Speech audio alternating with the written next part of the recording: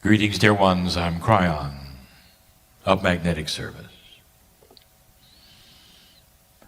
It's a quiet time. It's a short message.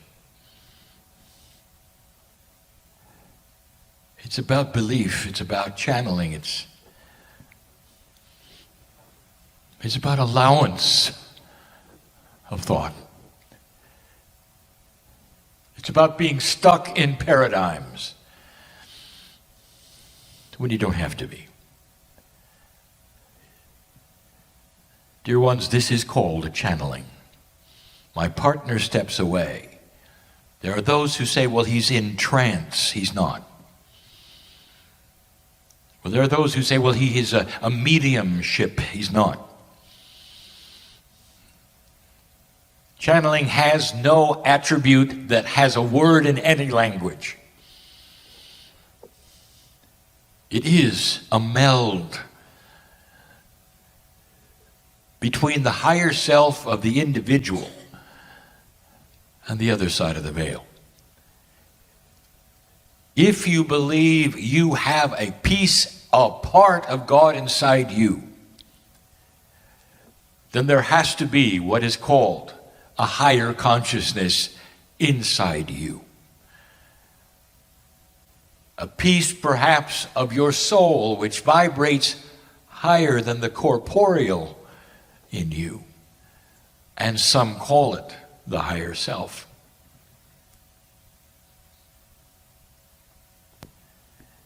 And that is what is connected to a vastness of creation that allows these messages to come through. Channeling is common through history, called other things. We've told you before, a musician channels, an artist channels, connects in a way that some call as pure creative energy. It passes through that corporeal veil and picks up the beauty of the planet, the melodies, the art, the sculpture, the poetry. That's channeling. But let's get to the basics. Right now, as I talk to you, there are those who would never, ever listen. It doesn't matter if this is available for anyone to hear at the touch of a switch. They will run from it. There are those who will say, I will never listen to this, for it is evil, it's not appropriate, it's wrong. And I want to tell you why, dear ones. It's tradition, and you don't even know it. You're going on information that has been given to you by those you trust, perhaps even those you love. You grow up perhaps in a belief system that your parents grew up in. And from the beginning, they will tell you what is right, what is wrong, what the doctrine says, and you will see the love of God in them. Perhaps it's by a spiritual teacher in a system, and you can see the love of God in them. They become trustworthy, your friends, your mentors, and they say, this is the way it is, and it is not. And you carry that into your life as your belief, and you cognize it because they said so. It becomes so ingrained in you, you would never, ever listen to this. You would shrink from my voice and say it is not of God. It is something else. And there are the beliefs that there is a dark side that wants to capture somehow your soul. And that is my part. Dear ones, this is not logic. It doesn't even make sense. It's what you were told. And if you are in that mindset at this moment, listening to this for some reason, keep listening, please. For this message is all about you. It's about love. And it's about spiritual common sense. The way some belief systems have been developed is so interesting and so human. And we've spoken of this many times. And we ask you to weigh in the balance your logic and the logic of love. And we speak of the consciousness of the Creator. And I say, do you believe in God? And you may say yes. Do you believe God created all things? And you would say yes. Do you believe God created human beings? And you would say yes. Do you believe the human beings were in God's image? That is to say, consciousness emulates love. And you would say, yes, that's what Scripture says. And then I'd say, what happened? Because suddenly you are not able to connect. In fact, your doctrine will say that somewhere along the line, you misbehaved. And your misbehavior removed you from the Creator. That the infinite love and compassion of the Creator turned its back on you because of your bad behavior. In addition, all of those born after you, all of the innocents will share in your misbehavior. They cannot contact God either. God has turned the compassion of the universe against you. And if you want to talk to God, it's got to be through an ordained human being who's able to do it, and you're not. And you would say, that's what we've been told. And I ask you, does it make sense? And you would say, yes, it still makes sense. This is the doctrine. For all have misbehaved. And because they have, they fall short of the majesty of the Creator. And therefore, they have to raise themselves up and do something. They have to suffer, go through others in order to reconnect. And then I start asking you these questions that I've asked again and again and again. Please suspend for just a moment everything you've been told and listen to this. Would you do that to your children? If they misbehave, will you slam the door and say, you're out of here? Not only that, the grandchildren are too.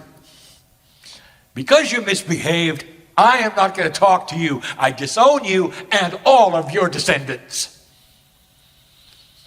And you would say, a parent would never do that. Unconditional love for the child. They pick themselves up, you forgive them, you help them into the next. And you do it all your lives. Dear ones, you do it all your lives. That's the love you have for your child. And so here's the question. At what moment did God become dysfunctional and less than you? Can you put this together? At what point did the ultimate compassion and love of a universal Creator become so dysfunctional that it wasn't even as strong as a human love for this child?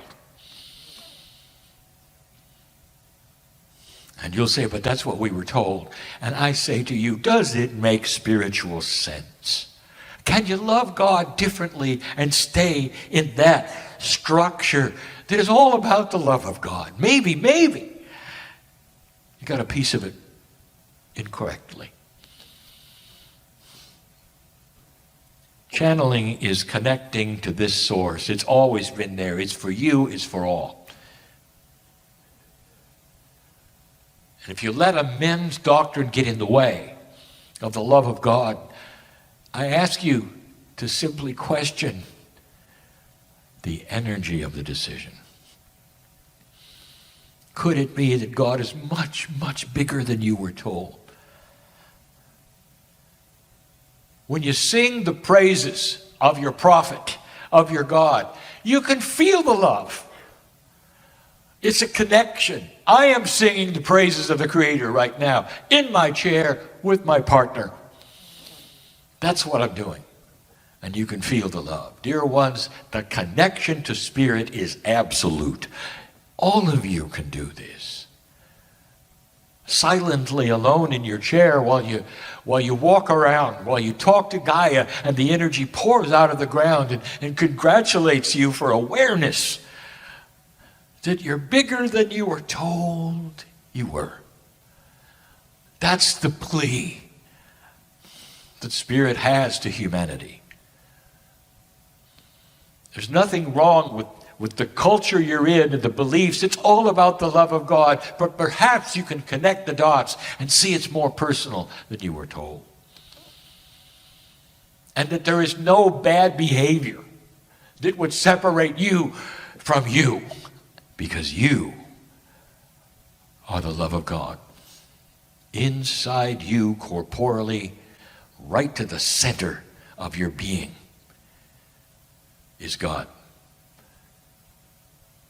Different than any mammal on the planet, awareness, your creation stories, dear ones, all speak of a time when you were given this, the knowledge of black and white, discernment, God inside you. It's everywhere on the planet. Take a look. Now connect the dots. God did not turn the back of compassion on you. In fact, it's just the opposite. All your life, there's been a hand out, beautiful, glowing, smiling, that said, won't you find it? There is love here. Direct love. Take the hand of Spirit and start channeling. Find the creative beauty of your own intuition here. Channel that which is your higher self and find joy in your life. Connect directly. It's not that strange, really, is it? And there will be those who say, yes, it is, and turn their backs and walk away. And that, dear ones, is free choice. And I want to tell you, if you do that, you have a God that still loves you just as much, even with that behavior. It's unconditional, just like you and your children. Should it be any less? Why should it be any less? In fact, it should be much more. It is. Can you celebrate that it is? You sit in a beautiful place, and I don't mean the country, or I don't mean that which you see outside. The beautiful place is you. Sacred to the core. Beautiful in the eyes of God.